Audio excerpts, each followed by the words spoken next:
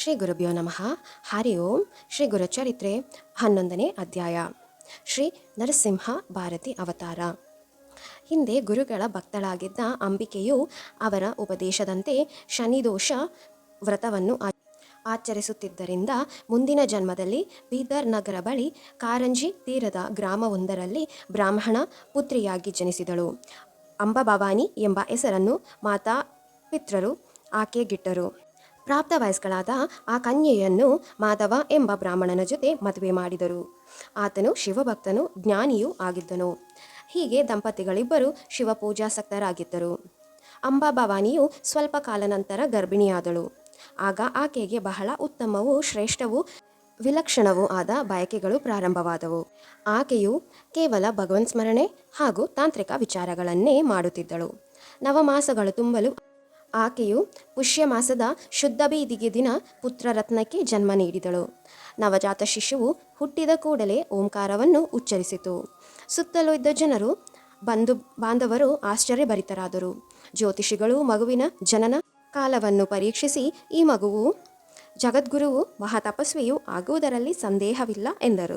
ಈ ಮಗುವು ಅಷ್ಟಸಿದ್ಧಿಗಳನ್ನು ಗಳಿಸುತ್ತಾನೆ, ಸಾಂಸಾರಿಕ ಬಂಧನಗಳಿಗೆ ಆತನು ಸಿಗುವುದಿಲ್ಲ. ಈ ಮಗುವು ದೊಡ್ಡವನಾದ ಮೇಲೆ ಅನೇಕರು ಆತನ ದರ್ಶನ ಮಾತ್ರದಿಂದಲೇ ಪುನೀತರಾಗುತ್ತಾರೆ. ಅವತಾರ ಪುರುಷನಾದ ಈತನಿಗೆ ನವನಿಧಿಗಳು ಸಿದ್ಧಿಸಿ ಲೋಕ ಕಲ್ಯಾಣವಾಗುತ್ತದೆ ಎಂದು ಭವಿಷ್ಯ ನುಡಿದರು. ಅವರೆಲ್ಲ ಆ ಮಗುವಿಗೆ ನಮಸ್ಕಾರ ಮಾಡಿದರು. ಗ್ರಾಮಸ್ಥರೆಲ್ಲ ಈ ಭವ್ಯ ಶಿಶುವಿನ ದಿವ್ಯ ರೂಪವನ್ನು ನೋಡಿ ಧನ್ಯರಾದರು. ಶಿಶುವಿಗೆ ಲೋಕವಿಲಕ್ಷಣವಾಗಿತ್ತು. ಒಮ್ಮೆಯೂ ಅದು ತಾಯಿಯ ಸ್ತನ್ಯಪಾನ ಮಾಡಲಿಲ್ಲ. ಮಗುವಿಗೆ ನರಹರಿ ಎಂದು ನಾಮಕರಣ ಮಾಡಲಾಯಿತು. ಅನೇಕ ಪವಾಡಗಳನ್ನು ಜನಿಸಿದಾಗಿನಿಂದ ತೋರಿಸುತ್ತಾ ಮಗುವು ಪೂರ್ಣಚಂದ್ರನಂತೆ ಬೆಳೆಯುತ್ತಾ ಮಾತಾಪಿತರಿಗೆ ಆನಂದವನ್ನುಂಟು ಮಾಡಿದ. ತಾಯಿಯು ಮಗನನ್ನು ಅಕ್ಕರೆಯಿಂದ ಹಾಲು ನೀಡಿ ಜೋಗುಳ ಹಾಡಿ ಬೆಳೆಸಿದಳು. ವಿಚಿತ್ರವೆಂದರೆ ಮಗುವು ತೊಟ್ಟಿಲಲ್ಲಿ ಮಲಗದೆ ನೆಲದ ಮೇಲೆ ಮಲಗುತ್ತಿತ್ತು. ಹೀಗೆ ನರಹರಿಗೆ 1 ವರ್ಷ ವಯಸ್ಸಾಯಿತು. ಓಂಕಾರದ ಹೊರತು ಬೇರೆ ಯಾವ ಶಬ್ದವೂ ಅವನ ಬಾಯಿಂದ ಬರುತ್ತಿರಲಿಲ್ಲ. ಇವನು ಮೂಕನಾದನೆಂದು ಹೆದರಿ ತಾಯಿ ತಂದೆಗಳು ಹಿರಿಯರ ಸಲಹೆ ಕೇಳಿದರು.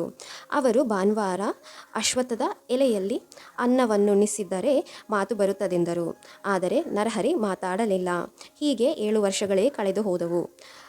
ಮೂಗನಿಗೆ ಉಪನಯನ ಮಾಡುವುದು ಹೇಗೆ? ಮಾತಾಪಿತರು ಚಿಂತೆಯಿಂದ ಕಂಗೆಟ್ಟರು. ಒಮ್ಮೆ ನರಹರಿ ತಾಯಿಗೊಂದು ಪವಾಡ ತೋರಿಸಿದನು. ಸಂಜ್ಞೆ ಮಾಡಿ ಕಬ್ಬಿಣದ ಹಾರೆಯನ್ನು ತರುವಂತೆ ತಾಯಿಗೆ ಹೇಳಿ ಅದನ್ನೇ ಕ್ಷಣಕಾಲ ನೋಡಲು ಅದು ಚಿನ್ನವಾಯಿತು. ಹೀಗೆ ಅವನು ನೋಡಿದ ಲೋಹ ವಸ್ತುಗಳೆಲ್ಲ ಚಿನ್ನವಾಯಿತು. ನರಹರಿ, ನಿನ್ನ ತೊದಲು ಮಾತನ್ನು ಕೇಳಬೇಕೆಂಬ ಬಯಕೆ ನನಗಿದೆ ಎಂದಳು. ನರಹರಿಯು ಸನ್ನೆ ಮಾಡಿ ಕೊರಳಿಗೆ ಜನಿವಾರ ಬಿದ್ದ ಮೇಲೆ ಮಾತನಾಡುವೆ ಎಂದು ಸೂಚಿಸಿದನು. ಮಾತಾಪಿತರು ಕೂಡಲೇ ಶುಭ ಮುಹೂರ್ತವನ್ನು ನಿಶ್ಚಯಿಸಿ ಉಪನಯನ ಮಾಡಿದರು. ತಂದೆಯು ಗಾಯತ್ರಿ ಮಂತ್ರೋಪದೇಶವನ್ನು ಮಾಡಿದರು. ಆದರೆ ನರಹರಿ ಮಾತನಾಡಲಿಲ್ಲ. ಮಾತೃಭಿಕ್ಷೆಯ ಸಮಯದಲ್ಲಿ ತಾಯಿಯು ಮೊದಲ ಭಿಕ್ಷೆ ನೀಡಿದಾಗ ನರಹರಿಯು ಋಗ್ವೇದವನ್ನು ಸ್ವರಸಹಿತವಾಗಿ ಉಚ್ಚರಿಸಿದನು. 2ನೇ ಭಿಕ್ಷೆಯ ವೇಳೆ ಯಜುರ್ವೇದವನ್ನು, 3ನೇ ಬಾರಿ ಸಾಮವೇದವನ್ನು ಪಠಿಸಿದನು.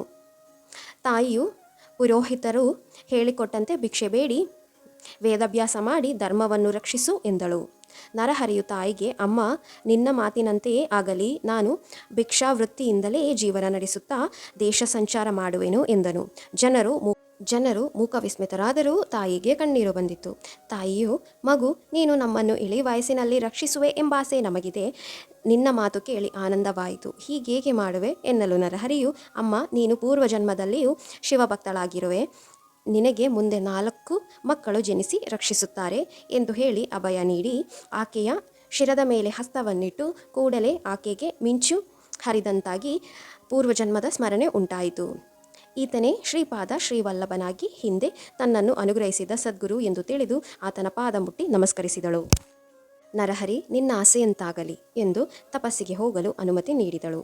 ಆದರೂ ಮಾತೃಸಹಜವಾದ ಭಾವನೆಯಿಂದ, ನರಹರಿ, ನೀನಿನ್ನು ಈಗ ಉಪವೇತನು. 12 ವರ್ಷ ಬ್ರಹ್ಮಚರ್ಯವನ್ನು ಪಾಲಿಸು. ನಂತರ ಗೃಹಸ್ಥನಾಗಿ ಮಕ್ಕಳನ್ನು ಪಡೆದು ಸನ್ಯಾಸ ಸ್ವೀಕಾರ ಮಾಡುವುದು ಉಚಿತವಲ್ಲವೇ ಎಂದಳು. ಆಕೆಯ ಮಾತಿಗೆ ನಸುನಕ್ಕು ನರಹರಿಯು ತಾಯಿಗೆ ತತ್ವೋಪದೇಶ ಮಾಡಿದನು. ಇಲ್ಲಿಗೆ ಶ್ರೀ ಗುರುಚರಿತ್ರೆಯ 11ನೇ ಅಧ್ಯಾಯ ಸಂಪೂರ್ಣವಾಯಿತು. ಶ್ರೀ ದತ್ತ ಹೃದಯಂ ನಾರಾಯಣ ವಿರೂಪಾಕ್ಷ ದತ್ತಾತ್ರೇಯ ನಮೋಸ್ತುತೆ ಅನಂತ ಕಮಲಾಂತ ಔದಂಬರ ಸ್ಥಿತ ಪ್ರಭೋ. ಓಂ ಶ್ರೀ ಸಾಯಿನಾಥಾಯ ನಮಃ.